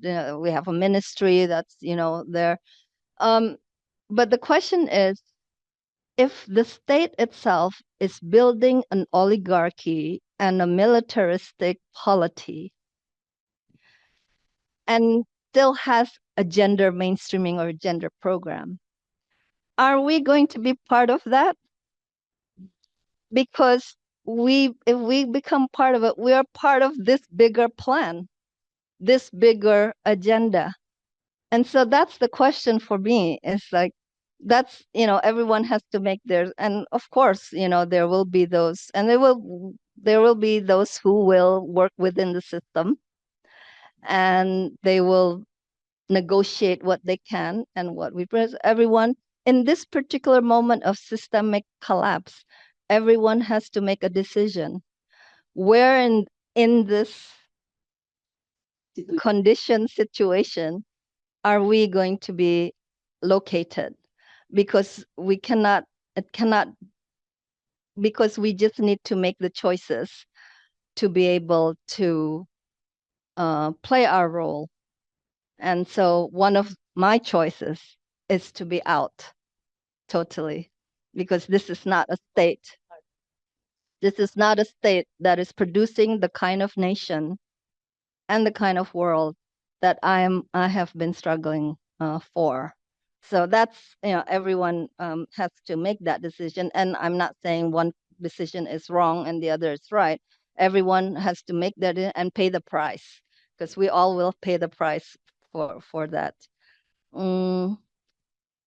Yeah, and on the global, on the negotiation with Western feminism, well, the CUPI is a very interesting phenomenon, because it is informed by global feminism, but it is created from the Islamic paradigm.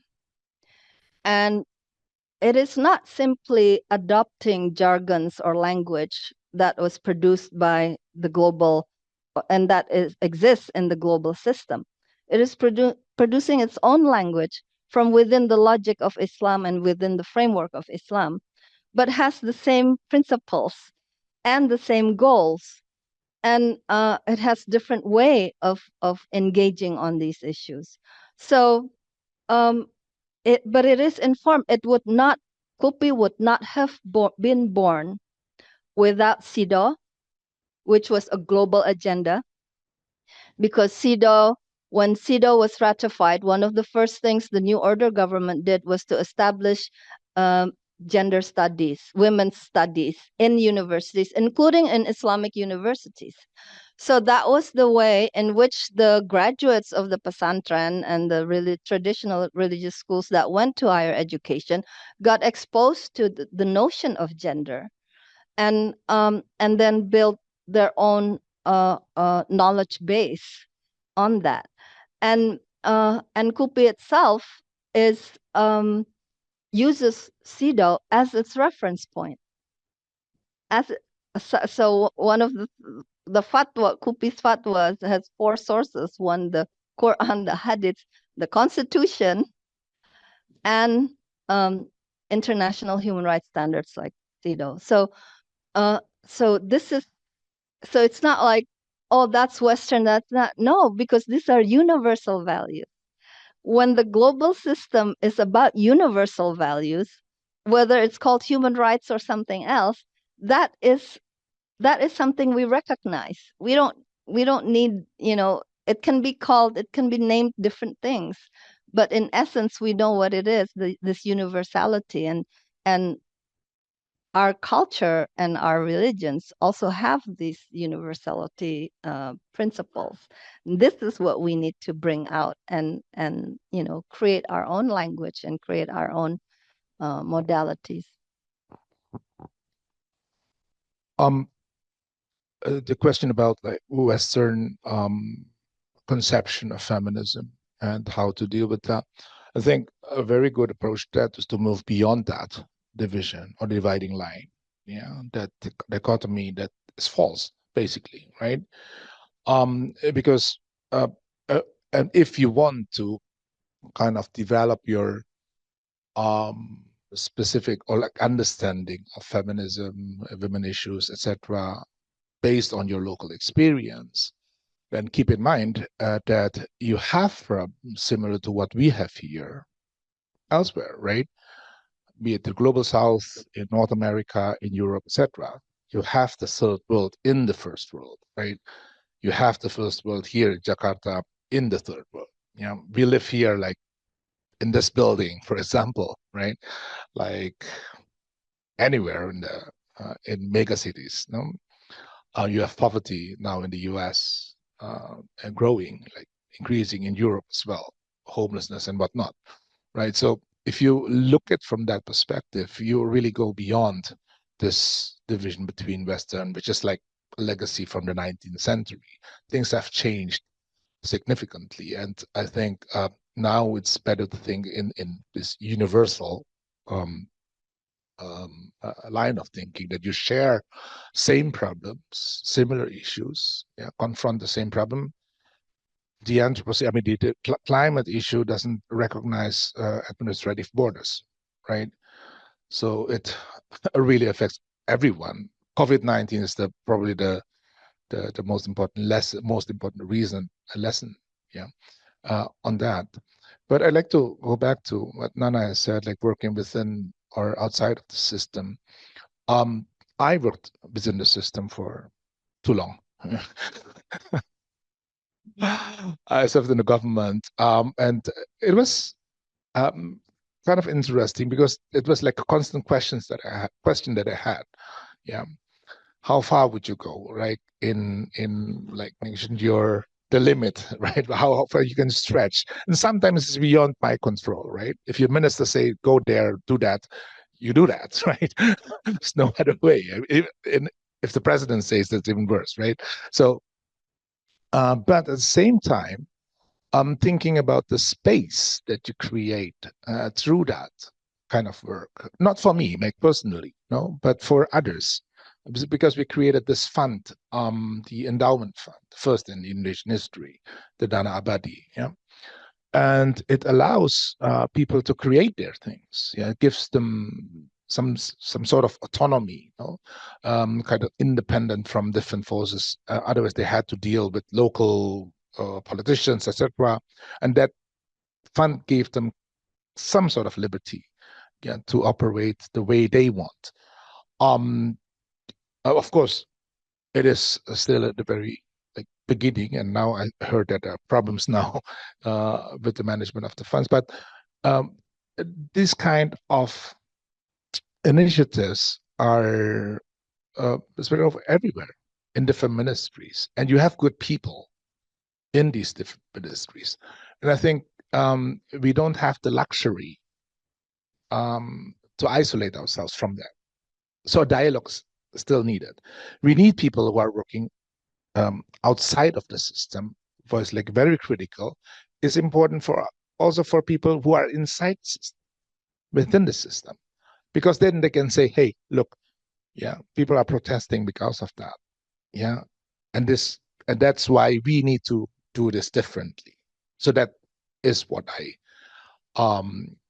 constantly did when I was sometimes, because if you argue from a technocratic perspective, then you will always get an answer that basically denies your or ignores whatever initiative you have. But if you bring along with your idea support from the outside, yeah, this is what people actually want here. This is the proof. That's why I like to organize meetings, to let people voice to be critical, even if they're critical, yeah, do more.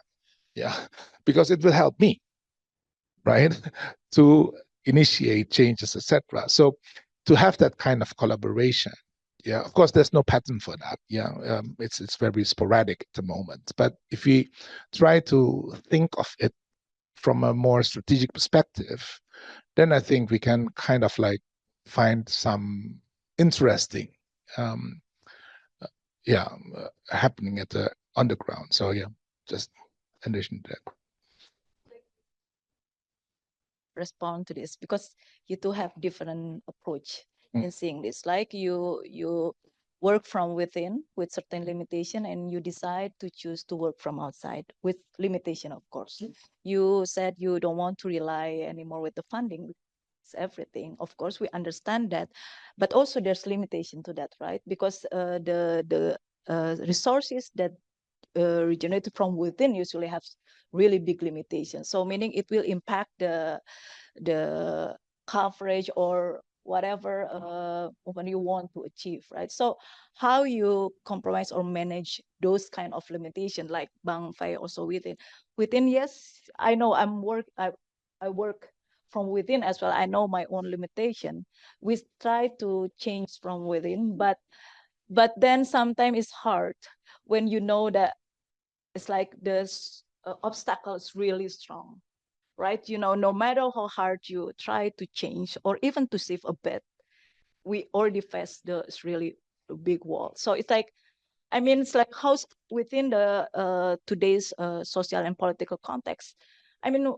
Yes, we agree that which there's no right or wrong, because it's really depend on us which way we want to take, right? So it's like I think it's good also because all of us have been work within and outside, right? So I want to listen probably to the audience, the experience, the kind of activism you've been working on, and then what kind of limitation you face.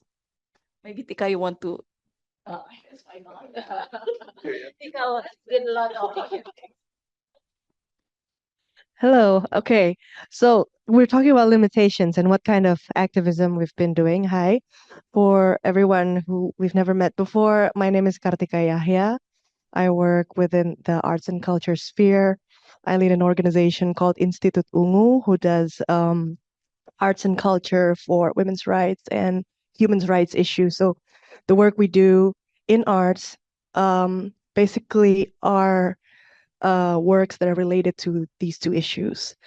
I've been doing activism, specifically doing arts for activism in the last 10 years. Before that, it wasn't specifically tailored for activism.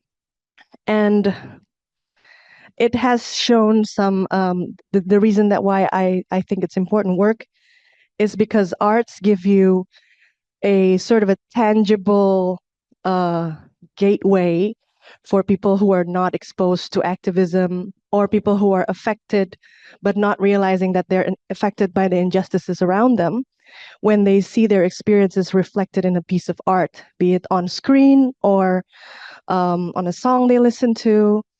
And also because Nana mentioned about Dialita, as of last weekend, I am the newest and youngest member of Dialita Choir as well.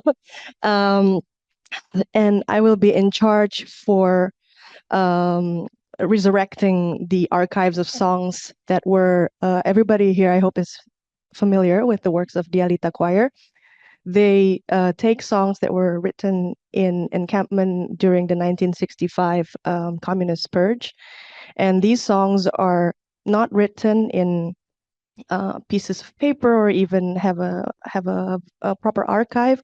So my responsibility now is to go through those archives, and because my basis is in music, and to record as many music as possible so that Dialita Choir members who are now getting very in the retiring ages, that this work can continue to live on after they retire.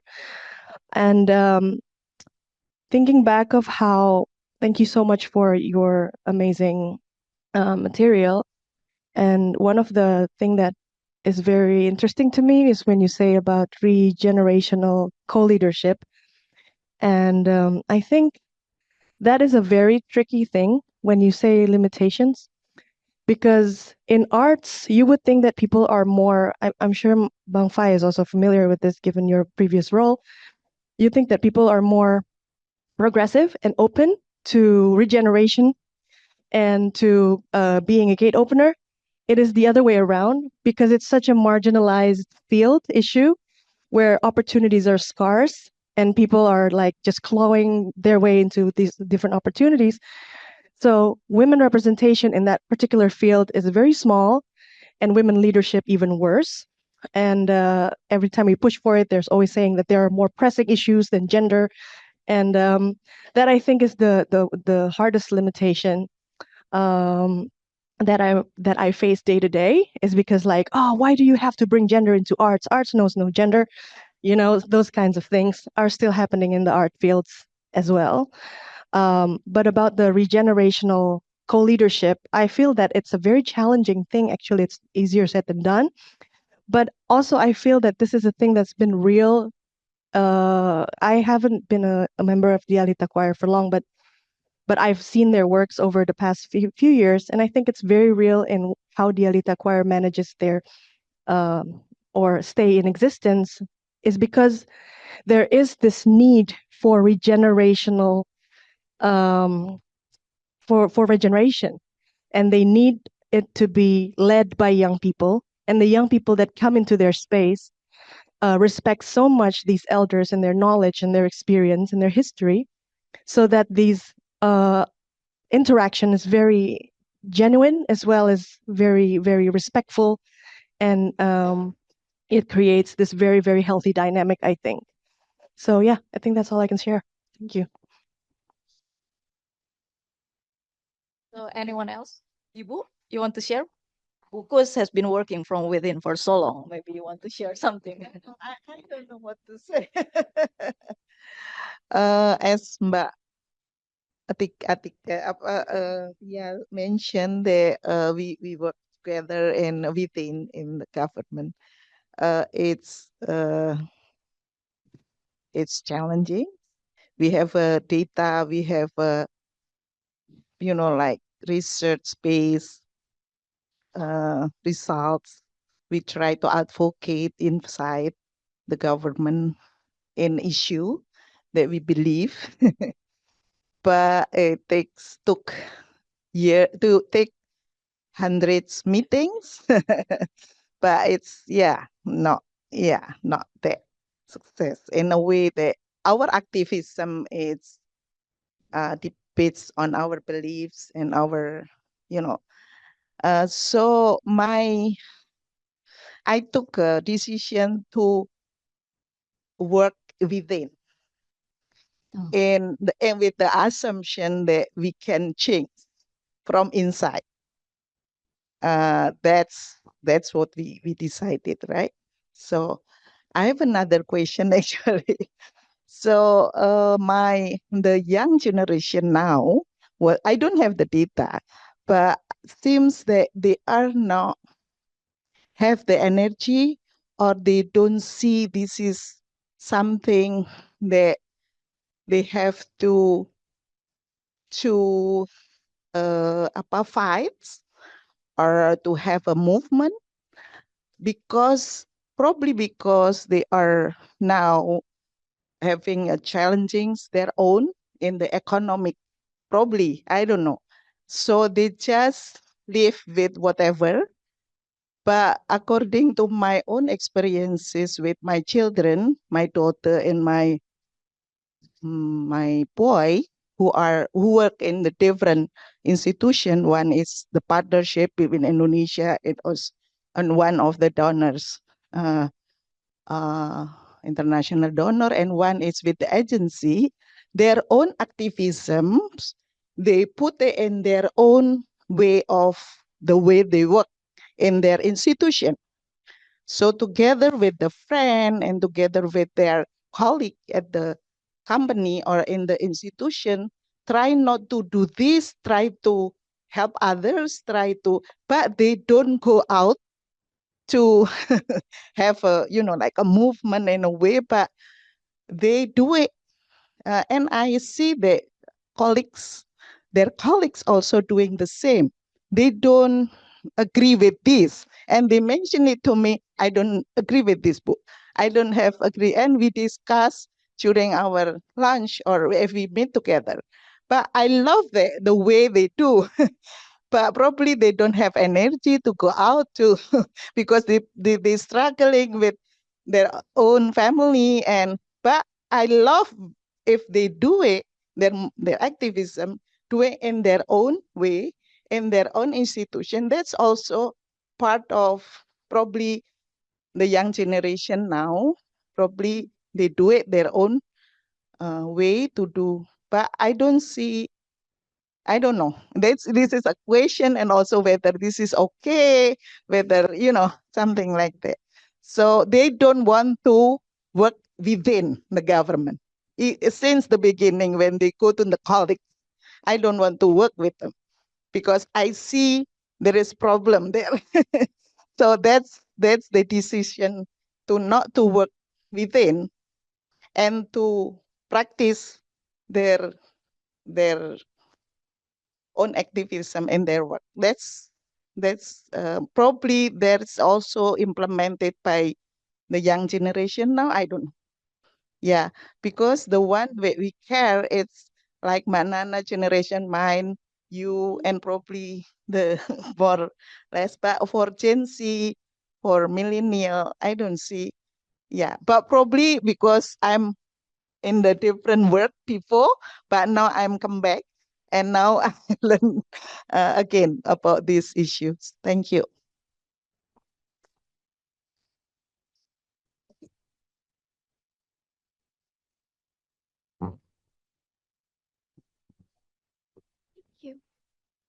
Okay, so hi everybody. My name is Fia or Alifia. So to answer the question of the kind of activism that I've been doing and the kind of limitations that I've been facing, I am the founder and organizer of Queer Folks Gathering. So it's this community that I created 1.5 years ago.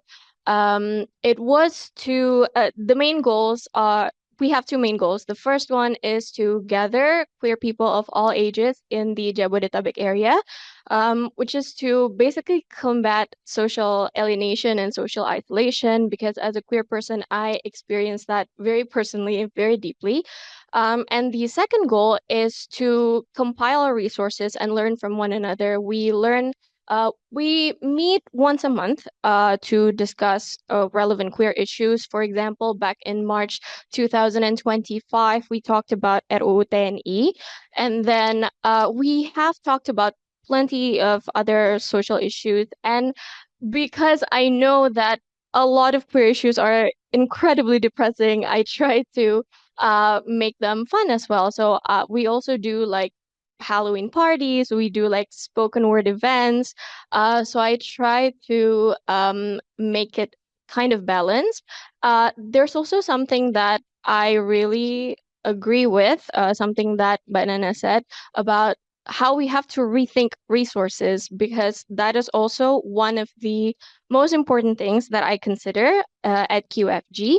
Um, because I'm aware that we are all from different ages, different areas, and we have also different areas of specialties. So all of us, we're good at very, very different things. Some of us are good at law, some of us are good at literature, some of us are good at business or economics. And we all pull our resources in the sense that when we gather, we have this mingling session where we talk to each other and then tell each other what we need and how other people can fulfill those needs. And then we also have our own group chat in which whenever someone comes with a specific issue or a specific question, for example, earlier someone just came in the group asking about, hey, do you guys know how to change our name for someone who's going through a transition from female to male? So someone who is trans asked this question, and some other people who know the answer to this question answered that. And I find it very precious because this is not the kind of question that you can easily have answered in other spaces such as this. And I would say that the biggest challenge of this is how dangerous and high risk I find it to run a queer community, because unlike my other friends who also founded and run social communities, even the women's issues ones, I think queer communities have to be way, way more secretive, way, way more wary and careful. We actually don't even have like any social media platform due to, we're just very careful about not being doxxed and everything. So I do find that to be like, uh, it is super hard to exist in a way that makes you free to be yourself. So I think that is one of the biggest challenges. The other challenge would be funding, because we are a social community and we so far our meetings are run by collective funds. So basically we chip in our money to like rent venues, and then even then the venues are limited because we have to find places that are okay with us holding like queer themed meetings there.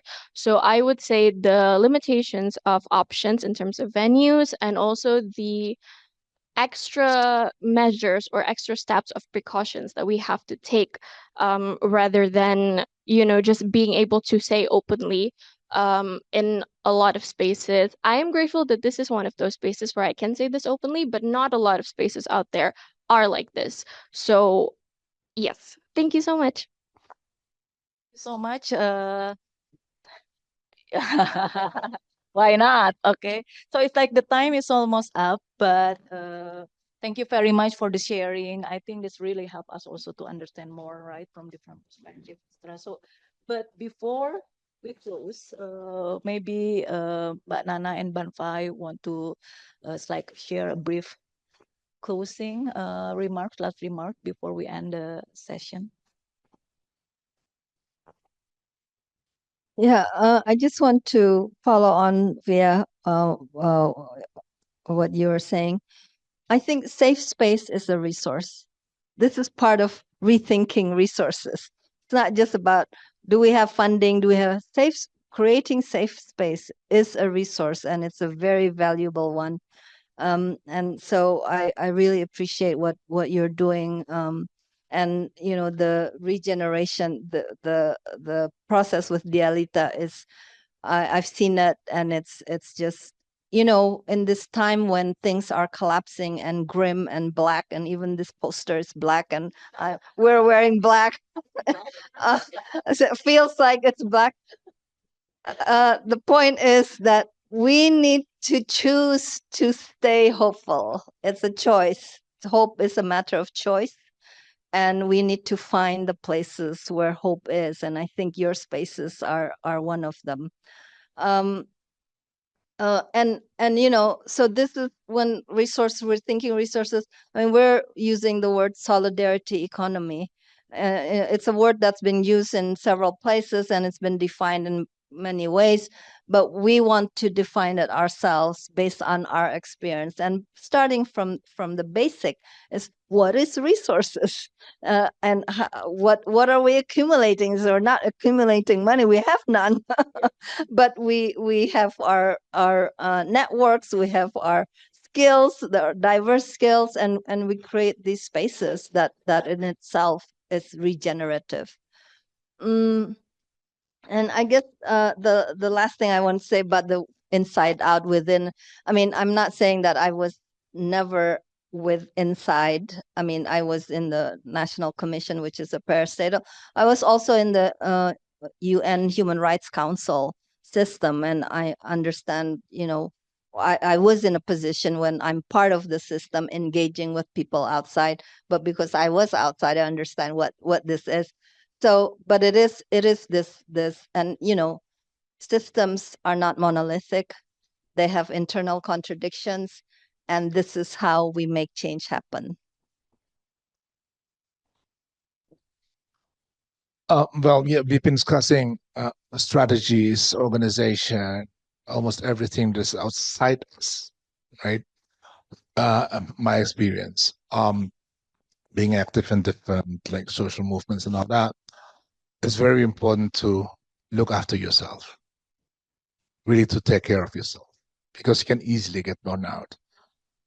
And because the movement relies on you, so first thing to do really is to yeah, and more on what you experience to think about. And it's very important to bring this into the movement, because movements sometimes create situation where you tend to sacrifice everything for that bigger cause, right?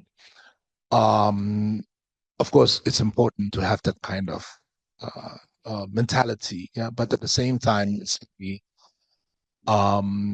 dangerous as well, I would say, yeah, because I've seen many of my friends ending up, yeah, not so fortunate in terms of like personal life, etc. So very important to look after yourself, take care of yourself. And yeah, since we are now navigating in a certain unknown territory, it's very important to keep all this kind of conversation going, ongoing. Yeah, it's very important to have that. And Elle, we can use this place, right? Yes, okay.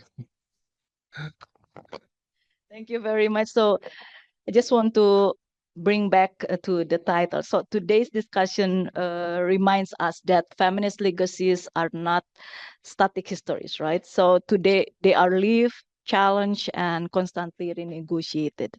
We heard about achievements and then tension, unfinished struggle for sure. And then this conversation is just the beginning, and we hope we will contribute to broader feminist discussion beyond today. And in the coming session, we will continue this reflection by looking at other issues. Some, for example, like digital activism, we will explore that topic in the second session. So we hope you will stay with us throughout the series. And on behalf of Georgetown University Asia Pacific, I would like to thank Mbak Nana and Bang Fai for their generous reflections and insight.